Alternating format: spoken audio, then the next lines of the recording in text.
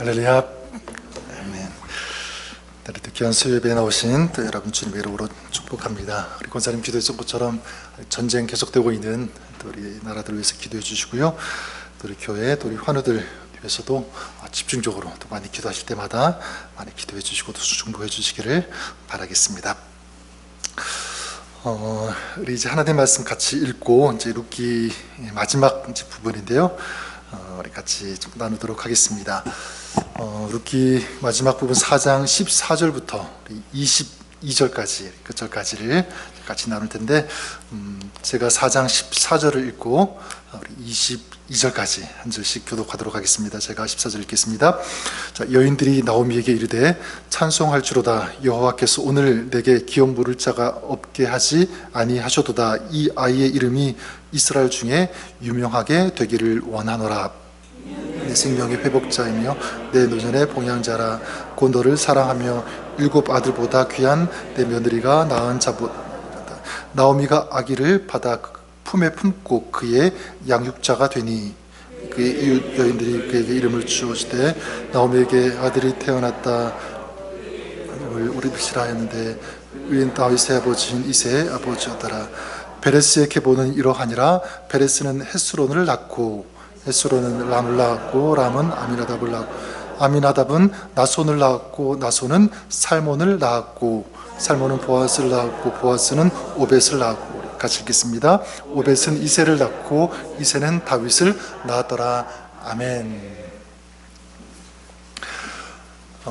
여러분 혹시 영화 보시는 것 좋아하십니까? 아마 좋아하시죠.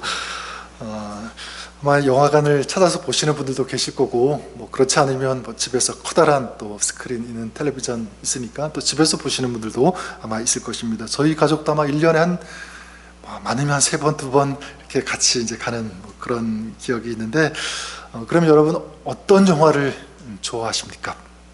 뭐 공상 과학 영화 뭐 이런 것도 좋아하시는 분들도 있을 거고요. 저 같은 경우에는 좀 공상 과학 영화는 별로 좋아하지 않습니다. 그런 거 보면 좀 잠들 때가 많이 있는 것 같아요. 저 같은 경우에는 좀 스토리가 있는 감동적인 어떤 그런 스토리가 있고, 그리고 좀 기왕이면 끝이 해피엔딩으로 끝나는 어떤 그런 영화를 굉장히 저는 선호하고 또 좋아합니다. 저는 우리가 계속 이제 룻기를 보고 이제 마지막 이 부분을 보고 있는데, 이 룻기를 영화로 만든다면 어땠을까? 저 개인적으로는 굉장히 좋은 어떤 감동적인 어떤 그런 영화가 되지 않을까 그렇게 생각을 해보게 됩니다. 물론 뭐 다른 것보다도 가장 그 끝이 아름다운 그런 이야기로 해피엔딩으로 끝나기 때문에 그렇습니다. 우리가 지금까지 보았던 것처럼 그 1장 계속 한번 생각해 보십시오. 1장에서 대표적인 1장 전체를 요약하는 단어가 있다면 그 단어가 무엇일까라고 할 때 고통, 슬픔 이렇게 얘기할 수 있을 것입니다. 1장 20절에 이렇게 말씀하죠. 제가 다시 한번 읽어드리면 나오미가 그들에게 이르되 나를 나오미라 부르지 말고 나를 마라라 부르라. 이는 전능자가 나를 심히 괴롭게 하셨음이니라. 룻과 이 나오미가 베들레헴에 돌아갔을 때, 그리고 베들레헴 성 사람들이 그 룻과 나오미가 돌아온 것을 보고 막 떠들게 되죠. 그때 나오미가 그 베들레헴 성 사람들에게 했던 그 이야기, 괴롭다, 마라 이런 단어를 쓰면서 자기의 그 마음이 지금까지 얼마나 슬펐는지, 얼마나 고통스러운 시간을 보내고 있는지를 대변해서 그렇게 얘기했죠.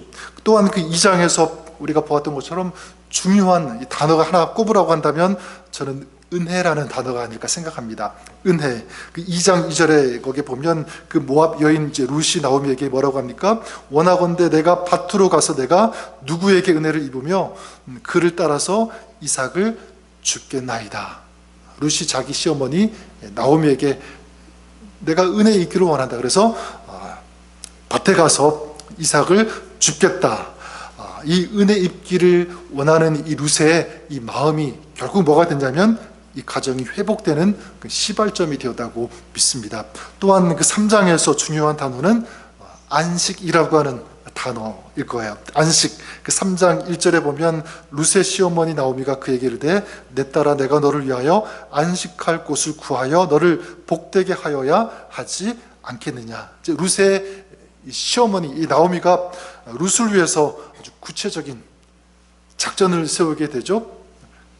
이 룻이 안식할 수 있는, 안식하는 인생이 되기 위한 어떤 그런 작전을 벌이게 되는데, 보아스가 타작마당에서 잠을 잘 때 그 이불을 들고 그 속에 들어가라 라는, 그러니까 며느리에게 참된 안식을 주고 싶어하는 시어머니의 어쩌면 친어머니와 같은 그런 마음, 그 사랑이 녹아있다고 생각합니다. 그리고 이제 우리가 지난번부터 보았던 것처럼 4장에서 중요한 단어, 오늘 말씀까지 총 통틀어가지고 가장 중요한 단어 하나를 꼽으라고 한다면 무엇일까? 저는 찬송이라는 이 단어를 꼽고 싶습니다. 찬송. 우리 그런 의미에서 한번 4장 14절 말씀, 오늘 읽은 말씀 4장 14절을 우리 같이 한번 읽어보겠습니다. 14절입니다. 시작. 여인들이 나오미에게 이르되 찬송할지로다. 여호와께서 오늘 내게 기업 물을 자가 없게 하지 아니하셔도다. 이 아이의 이름이 이스라엘 중에 유명하게 되기를 원하노라. 자, 이 룻은 나오미 시어머니가 시키는 대로 어떻게 하죠? 타작마당에서 잠을 자고 있던 이 보아스, 그 이불 속에 들어가게 되었고, 그때 이제 보아스는 룻을 부끄럽게 생각하지 않고, 부끄럽게 여기지 않고, 기업 물을 자가 되어주죠. 그리고 이제 보아스가 그 룻을 아내로 맞이하게 되고요. 그리고 이제 룻이 임신을 하게 되고 아들을 낳게 되는 그런 이야기로 펼쳐지게 됩니다. 자, 룻의 인생에 그동안 길고 길었던 어떤 그런 고통의 밤은 지나가게 되고, 밝은 이 여명과 같은 그런 아침이 이제 룻에게 다가오는 그런 모습이죠. 자, 그랬을 때 이 베들레헴 성 사람들이 이제 나오미에게 말하는 거예요.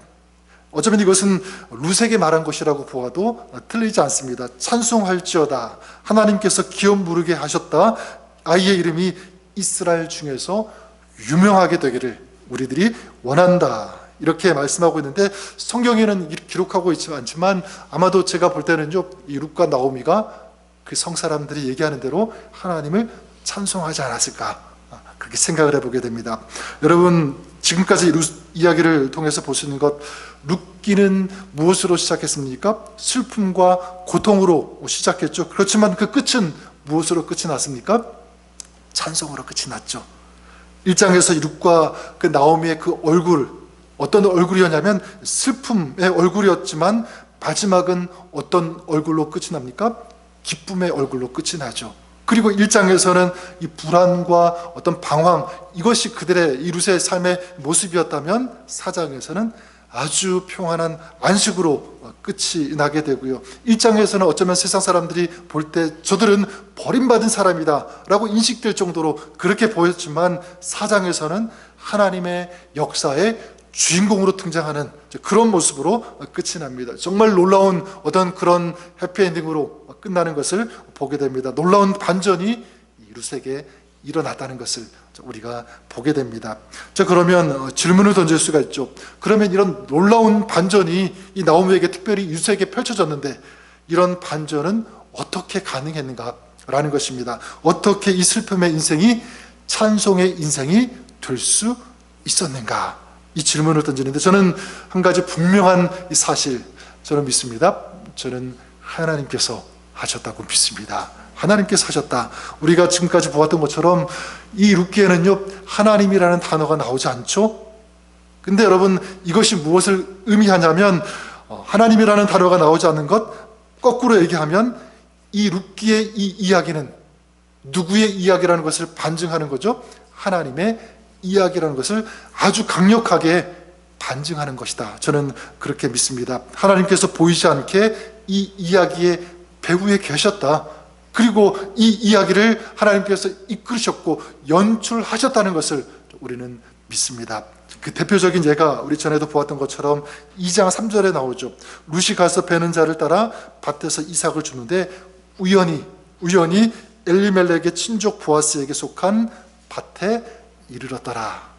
여러분 기억나십니까? 우연이라고 하는, 룻이 이삭을 주러 나갔는데 처음 우연히 간 곳이 어디라는 거죠? 바로 이 보아스가 속한 밭에 들어갔다. 이 우연이라고 하는 이 단어, 이 마크레라고 하는 히브리어인데 종종 이 구약 성경에 많이 등장하는 그런 단어입니다. 자, 이 마크레, 이 우연이는 어떤 뜻이 있냐면, 인생에게, 사람들에게 일어나는 그 일은 누가 정하신 것이냐면 하나님께서 정하셨고 하나님께서 인도하셨다라고 하는 뜻이 담겨있는 이 단어가 뭐냐면 마크레, 우연히라고 하는 그런 뜻입니다. 자, 그러니까 룻이 이 보아스의 밭에 들어간 것은 뭐냐면 그냥 우연처럼 보이지만 사실은 누가 간섭하신 거라고요? 하나님께서 간섭하셨다. 하나님께서 그곳으로 이끄셨다라는 것을 우리가 알 수가 있습니다. 결국 하나님의 섭리 가운데 일어난 일이라는 거죠. 자, 그렇다면 이 이것을 통해서 우리가 알 수 있는 것이 있습니다. 저는 우리에게도 이것이 중요하고 소중한 메시지가 된다고 생각해요. 저는 하나님께서 우리에게도 이렇게 말씀하신다고 믿습니다. 뭐냐면, 그래, 너의 그 슬픔의 이야기도 나는 기쁨의 이야기로 바꿀 수 있다. 그런 인생이 되게 할 수 있다는 이 사실, 오늘 우리에게도 또 여러분에게도 하나님께서 그렇게 말씀해 주시는 줄 믿습니다. 비록 내가 지금 어렵고 힘들고 슬픔 가운데 있는 그런 노래를 부를 수밖에 없는 그런 환경 가운데 있다고 할지라도 하나님이 하시면 하나님은 그 노래를 기쁨의 노래로 바꾸실 수 있는 줄 믿습니다. 우리 하나님은 반드시 그렇게 하시는 줄 믿습니다. 롯에게 그런 은혜를 베푸셨다면 마찬가지 그 이야기는, 그 하나님의 그 은혜는 오늘 우리에게도 임하는 줄 믿습니다. 하나님이 하시면. 자, 그러면 그런 하나님을 믿는 우리들에게 요구가 되는 것이 있습니다. 하나님께서 우리에게 요구하시는 것, 저는 우리에게서 이것을 볼 수가 있는데, 무엇을 요구하시는가라고 할 때 한마디로 정리하면 저는 결단이라고 생각합니다. 결단하는 것. 룻이 그랬죠. 비록 이방 사람이었지만, 또 이방 여인이었지만 그녀에게 무엇이 있었냐면, 저는 아름다운 신앙적인 결단이 있었다, 그렇게 말씀드리고 싶어요. 어떤 결단이냐면 세 가지를 볼 수가 있는데, 첫 번째는 뭐냐면 희생의 결단이었습니다. 희생의 결단. 1장에서 보았던 것처럼 이 룻은 남편이 죽고 이 시어머니만 남았을 때 어떻게 하죠? 이 시어머니의 그 강한 요청에도 불구하고 자기의 고향 모압으로 돌아갑니까? 돌아가지 않죠. 이 룻은 자기의 그 시어머니와 함께 시어머니의 그 땅, 살던 땅, 이 베들레헴으로 가기를 결단합니다. 이 모압과 이 베들레헴을 비교했을 때 이 룻의 입장에서 볼 때는요, 어디가 더 편한 땅이겠어요? 베들레헴보다는 모압이 훨씬 편하죠. 자기가 태어나고 자기가 자라는 곳이니까, 그리고 가족들, 친척들이 거기에 있으니까 그곳은 편하고 어쩌면 굉장히 환영받을 수 있는 그런 땅이었습니다. 반면에 이 베들레헴은 어떤 곳입니까? 굉장히 낯선 그런 땅, 또 그리고 거기에 평생 동안 어쩌면 이 시어머니를 봉양해야 할 수도 있는 그런 땅이 바로 베들레헴. 굉장히 어려운, 고난이 뻔한 어떤 그런 땅 아니겠습니까? 자, 그런데 룻은 어떤 길을 선택했죠? 시어머니와 함께 베들레헴으로 가는 그 길을 선택했다는 것입니다. 근데 여러분, 그런 길을 선택했는데 그 길이 고통의 길, 아픔의 길, 힘든 길이었는 줄 알았는데 그 끝은 어떻게 된, 무슨 길로 바뀐 것입니까? 기쁨의 길, 찬송의 길로 바뀌었다는 거죠. 우리 사랑하는 여러분, 저는 우리들의 삶이 그랬으면 좋겠다라는 생각을 해보게 됩니다. 여러분, 쉬운 길을 선택하는 그런 사람이 아니라 좀 힘들어도, 어려워도, 좀 고달퍼도 옳은 길, 진리의 길, 하나님께서 기뻐하시는 그 길을 선택하고 나아갔으면 좋겠다. 저는 여러분들이 그럴 수 있기를 주님의 이름으로 간절히 축원합니다. 그럴 때 하나님께서 사람이 볼 때는 힘들고 어려운 그런 고난의 꽃이 피는 그런 땅이라고 하지만, 하나님이 하시면, 또 우리가 그런 길을 선택한다면 하나님께서 우리에게도 그 인생의 아름다운 꽃이 피운 어떤 그런 땅으로 하나님께서 인도해 주시고 또 그렇게 역사하실 것을 저는 믿습니다. 또 우리가 그런 진리의 길, 좀 믿음의 길, 의의 길, 하나님께서 원하시는 그 길을 선택하고 나간다면 우리 또 자녀들, 또 후손들이 보고 저는 배울 것이라고 믿습니다. 어제 좀 제 아들에게서 조금 충격적인 이야기를 하나 들었는데요. 그 아이가 자기가 알고 있는 아이가, 그 친구 같은 아이가 한 명 있는데, 요즘 대학 지원하는 그런 시즌 아닙니까? 그래서 그 이제 보통 이 지원서 뭐 저는 잘 알지 못하지만 뭐그 지원서에 뭐 여러 가지 인포메이션들을 이제 넣는다고 해요. 뭐 고등학교 성적 뭐 이런 것들도 당연히 다 들어가고 어떤 액티비티를 했는지 이런 것들도 다 이제 넣게 되고 근데 이제 이 그 제 아들이 아는 그 아이가 좀 원하는 대학이 어떤 뭐 이제 사립 대학교였던 것 같아요. 근데 거기에는 이제 뭐를 넣냐면 어떤 인종인지 그걸 이제 거기에 넣게 되고 또 뭐를 넣게 되냐면 그 아이의 성 정체성이 무엇인지를 넣게 되었답니다. 요즘 뭐 유씨 여기도 이제 그런 거를 넣을까 말까 이제 뭐 이렇게 고민하고 연구하고 있다는데 너의 성 정체성이 뭔지 남성인지 여성인지 이런 것들. 근데 거기에 뭐가 있냐면 그 아이가 뭐라고 거기다가 넣냐면 자기는 게이다 이렇게 넣었대요. 게이. 근데 그 이유가 뭐냐면 그 학교가 아무래도 소수 인종을 우대하고 성 정체성도 소수 어떤 그런 성 정체성을 가진 사람을 우대한다고 하니까 그렇게 넣었던 것 같아요. 그렇게 되면 합격할 수 있는 가능성이 많이 올라가기 때문에 그랬다고 합니다. 저는 좀 그 얘기를 들으면서 좀 굉장히 충격을 받았는데 더 충격적인 거 뭐냐면 그 아이가 크리스찬이라는 거예요. 그 집이 교회 다니는 그런 집이라는 거겠죠. 굉장히 좀 마음이 많이 아팠습니다. 그런 걸 선택하지 않고 비록 안 돼도 좀 하나님께서 원하시는 그 길을 선택하면 얼마나 좋을까. 근데 만약 붙으면 어떻게 되겠어? 평생 살아가는 동안 이렇게 해도 되는구나. 그런 마음, 어떤 그런 생각으로 살지 않겠습니까? 굉장히 마음이 아팠습니다. 근데 여러분, 이 아이가 그렇게 한 것은 그 아이의 비단 문제뿐만 아니라 어쩌면 우리들도 그런 길을 선택할 수 있다는 거죠. 좀 하나님께서 원하시는 길은 이 길인데 이것이 더 편해 보여서, 더 좋아 보여서, 이쪽으로 가면서 성공할 것 같아서 하나님이 원하시는 길, 그 마음 뒤로 하고 또 세상적인 길을 갈 때가 있다는 것이 문제입니다. 저는 여러분들이 다시 한번 말씀드리지만 힘들어도 비록 사람들이 피하는 그런 길이라고 할지라도 정말 진리의 길, 하나님께서 기뻐하시는 길을 걸어갈 수 있는 그런 저와 여러분 될 수 있기를 간절히 축원합니다. 그럴 때 하나님께서 정말 지금은 어려워 보여도 나중에 그 끝은 우리 루세게 그런 놀라운 그 은혜의 꽃을 피워주신 것처럼 우리에게도 하나님께서 그렇게 역사하시고 또 축복해 주실 것이라고 믿습니다. 또한 둘째로 이 루시 가진 결단은 무엇인가라고 할 때 이렇게 표현하고 싶어요. 하나님을 향하겠다는 결단입니다. 하나님께 자기 인생을 또 던지겠다는 그런 결단이라고 할 수가 있는데 룻기 그 1장 16절에 보면 그 시어머니 나오미가 룻에게 돌아가라고 했을 때, 고향으로 가라고 했을 때 뭐라고 얘기하냐면 이렇게 얘기합니다. 어머니를 떠나며 어머니를 따르지 말고 돌아가라 강권하지 마옵소서. 그 다음 이제 뭐라고 얘기하냐면 어머니의 백성이 나의 백성이 되고 어머니의 하나님이 나의 하나님이 되시리니. 어머니의 하나님이 누구의 하나님이 되신다고요? 나의 하나님이 되시리니 이렇게 말씀합니다. 자, 룻은 시어머니를 따르기로 결정하죠. 자, 그 결정은 단순히 자기의 그 시어머니 나오미를 따르겠다는 그런 어떤 결단이기도 하지만 그러나 그 마음, 그 중심에는 누구를 따르겠다는 그런 소원이 담겨 있는 것입니까? 하나님을 따르겠다. 하나님을 향한 인생이 되고 싶다는 그런 소원을 비추었다라고 볼 수 있습니다. 그래 여러분, 슬픔이 기쁨으로 바뀐 그 이유가 어디에 있는가라고 할 때 저는 여기 있다고 믿습니다. 바로 그가 하나님을 향해 나아갔기 때문에.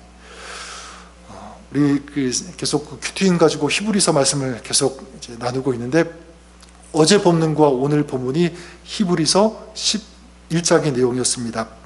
이걸 묵상하고 나누는데 여러분, 히브리서 11장은 우리가 잘 아는 바와 같이 무슨 장이죠? 믿음장이죠. 거기에는 무슨 내용이 기록되어 있습니까? 하나님을 믿는 믿음의 사람들의 이야기가 쭉 이제 소개가 되고 있는데 어제와 오늘 총 몇 명을 나누었냐면 9명을 나누었어요. 9명. 믿음으로 아벨은, 믿음으로 에녹은, 믿음으로 노아는 쭉 이제 나오게 되죠. 저는 이 히브리서 11장 믿음의 사람들의 그 소개하는 그 내용을 보면서 어떤 느낌이 들었냐면, 믿음으로 아벨은, 믿음으로 에녹은 이렇게 하는데, 마치 성경에 기록되어 있지만 어떤 느낌으로 저게 다가가냐면, 하나님께서 마치 음성으로 이들의 이름을 불러주시는 것 같은 그런 느낌이 들었습니다. 마치 에녹이 아벨이 앞에 있는 것처럼 드시고, 믿음으로 너는, 믿음으로 아벨은, 에녹은, 아브라함은, 이렇게 말씀하시는 것처럼 느꼈고요. 또 한 가지 느낀 것은 뭐냐면, 이 믿음의 사람들의 그 이름들이 성경에 기록되어 있는데, 까맣게 이 글씨로 되어 있는데, 제가 계속 그 성경을 읽을 때 어떤 느낌을 받았냐면, 그 이름이 빛이 나는 것과 같은 그런 느낌을 받았습니다. 그만큼 하나님 보시기에 너무나 어떤 이름이라는 거죠? 아름다운 이름이라는 것을 보게 됩니다. 느꼈습니다. 저 그러면서 어제도 나누었지만, 저는 저의 이름이, 여러분의 이름이 그들의 그 이름 뒤에 있었으면 좋겠다, 그런 마음의 소원을 나누었습니다. 그런 소원이 일어났습니다. 여러분, 이들의 이름을 하나님께서 높여주시고 그들의 이름이 빛나게 하신 그 이유가 있다면 그것이 무엇이었을까요? 저는 한 가지밖에 없다고 믿습니다. 그들은 믿음으로 하나님을 향한 삶을 살았기 때문인 줄 믿습니다. 저는 믿어요. 룻이 하나님을 선택하고 그리고 하나님을 향한 삶을 살기로 결단했을 때 그의 인생이 찬송이 되게 하신 것처럼, 또 마찬가지 이 히브리에서 나오는 믿음의 선조들이 하나님을 향한 이 믿음을 선택하고 결단했을 때 그들의 그 이름을 하나님께서 빛나게 하신 것처럼, 우리들도 하나님을 향한 그 믿음의 길을 걸어갈 때 우리 하나님께서 우리의 삶도, 여러분의 삶도 좀 빛나게 하실 것을 믿습니다. 축복하시고 또 마침내는 승리하게 하신다. 우리 하나님께서 그렇게 역사하실 것을 믿습니다. 마지막 룻의 결단은 무엇이냐면 바로 하나님만 신뢰하겠다는 결단이라고 말씀드리고 싶어요. 하나님만 신뢰하겠다는 그 결단. 우리가 앞서 보았던 것처럼 2장 12절에 보면 이삭을 줍기 전에 그 보아스가 룻을 보면서 이렇게 얘기합니다. 뭐라고 얘기하냐면, 여호와께서 너에게 행한 일에 보답하시기를 원하며 이스라엘의 하나님 여호와께서 그의 날개 아래에 보호를 받으러 온 너에게 온전한 상 주시기를 원하노라. 저는 이 말씀 보면서 굉장히 좀 이상했어요. 이 룻을 이전부터 잘 알았던 것도 아니고 처음 자기 밭에 이삭을 주러 온 이 룻을 보면서 뭐라고 얘기하냐면, 네가 하나님의 그 날개 아래 보호를 받으러 온 줄 내가 안다. 하나님께서 너에게 온전한 상 주시기를 원한다. 이렇게 얘기하고 있습니다. 이것을 어떻게 알았을까? 어떻게 룻의 마음을 그렇게 정확하게 알았을까라는 거예요. 저는 분명히 믿는 것은 이 보아스가 뛰어난 사람의 어떤 그런 거를 막 통찰하고 꿰뚫는 뭔가 어떤 그런 능력이 있어서가 아니라, 저는 하나님께서 알게 해주셨다고 믿습니다. 룻이 어떤 마음을 가지고 있는지, 어떤 소원을 가지고 있는지를 하나님께서 보아스에게 알게 해주셨기 때문에 이런 말이 나왔다고 믿습니다. 룻이 하나님을 신뢰하고 하나님의 인도하심을 믿는, 또 하나님의 그 은혜를 구하는 그런 마음이 있을 때 하나님께서 그것을 아시고, 그리고 룻이 알게 하고 그 다음 그 역사 이야기가 펼쳐질 수 있도록 하나님이 하신 줄 믿습니다. 전 여러분들도 아마 그런 경험이 있으실 거라고 저는 생각합니다. 아마 또 여러분 주변에도 또 그런 일들을 경험하신 분들의 그 간증도 여러분 들어보셨을 거라고 생각합니다. 내가 어떤 아픔이 있어요. 힘든 것이 있는데 아무 얘기도 하지 않았어요.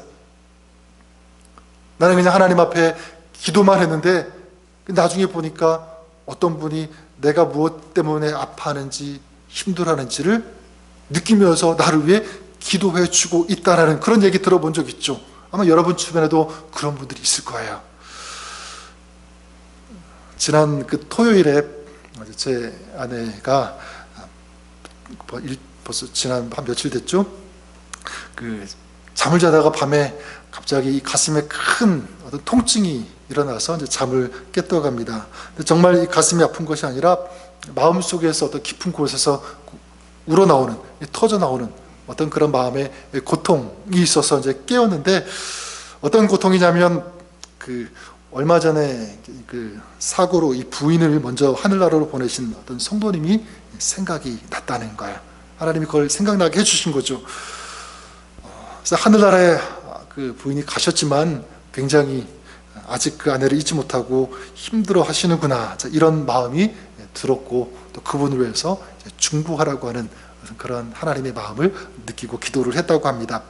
그 다음날 이제 그 써낸드 그 임직식에 가게 됐는데 그분을 마침 또 보게 된 거죠. 그래서 그분을 뵙고 아직 많이 힘드시죠? 이렇게 여쭤보았더니 이제 그분이 조용히 고개를 끄덕이셨다고 합니다. 아니, 굉장히 아직 그 상처와 그 아픔이 남아 있었고 힘들어하는 것을 그 고개를 끄덕이는 것으로 그렇게 대변했다는 거죠. 저는 무엇을 말씀드리고 싶냐면, 우리가 하나님을 신뢰하면 하나님은 반드시 우리를 도우신다. 저는 이것을 말씀드리고 싶어요. 하나님께서 도우시는데 어떤 경우에는 직접 하나님께서 간섭하시고 역사하시고 도우실 때도 있지만, 또 하나님은 사람을 통하여, 또 누군가를 통하여 내가 미처 알지 못하고 생각하지 못하는 그런 방법으로도 하나님은 도우실 수 있다는 것입니다. 룻이 그랬죠. 하나님께서 직접 도우시는 것이 아니라 이 보아스를 통해서 도우셨잖아요. 우리도 마찬가지입니다. 우리가 하나님을 신뢰하면, 그리고 정말 하나님을 믿으면 하나님께서 어떤 방법으로든지 역사하시고 도우시는 줄 믿습니다. 저는 그런 의미에서 여러분들에게 마지막으로 두 가지 부탁을 드리고 싶어요. 한 가지는 무엇이냐면, 비록 내가 지금 실망할 수밖에 없는 그런 환경 가운데 있다고 할지라도, 룻이 그랬던 것처럼 아픔과 고통, 그 슬픔 가운데 있다고 할지라도 하나님을 신뢰하고 또 신뢰하시는 그런 여러분 되시기를 주님의 이름으로 간절히 축원합니다. 오늘 그 말씀 이 마지막에 보면 이 룻과 이 보아스의 이 족보를 소개하고 있죠. 근데 특이한 것이 뭐냐면, 이 족보에 보아스의 그 윗 조상도 소개하고 있지만 아래 이 4대 후인 누구까지 소개하고 있냐면 다윗까지 소개하고 있어요. 그렇지 않습니까? 다윗 그 21절과 그 22절에 보면, 살몬은 보아스를 낳았고 보아스는 오벳을 낳았고 오벳은 이새를 낳았고 이새는 누구를 낳았더라? 다윗을 낳았더라. 이렇게 말씀하고 있습니다. 룻과 여러분 보아스에서 그 사이에서 태어난 아이는 누구죠? 지금 여기 보니까 오벳입니다. 오벳. 그러니까 지금 인간적으로 이 룻이 그리고 이 보아스가 보는 그 아이는 누구밖에 없는 거죠? 오벳밖에 없는 거예요. 그 아이를 지금 낳고 안고 있으니까. 근데 지금 보이지도 않은, 태어나지도 않은 그 아이들 다윗까지 성경은 소개하고 있습니다. 여러분, 굳이 소개할 이유가 있을까요? 없어요. 그냥 500까지만 기록해도 무난합니다. 아무 문제가 없습니다. 그런데 굳이 성경은 누구까지 소개하고 있는 거죠? 아직 눈에 보이지 않는, 태어나지도 않은 다윗까지 얘기하고 소개하고 있다는 사실입니다. 여러분, 저는 이것을 통해서 하나님께서 말씀하신다고 믿어요. 우리에게도 메시지를 주신다고 믿습니다. 어떤 메시지냐면, 지금 보이지 않아도, 지금 손에 잡히지 않아도 나는 너를 위해서 역사를 이룬다라고 하는 하나님의 말씀, 이 메시지인 줄 믿습니다. 전 여러분들이 그런 하나님을 신뢰하시기를 바랍니다. 지금 눈앞에 보이는 것 하나도 없어도, 도저히 가능성이 없는 그런 일이라고 할지라도 하나님이 도와주시면, 하나님이 역사하시면 반드시 이루어진다라고 하는 이 믿음이, 여러분의 믿음, 우리의 믿음이 될 수 있기를 바랍니다.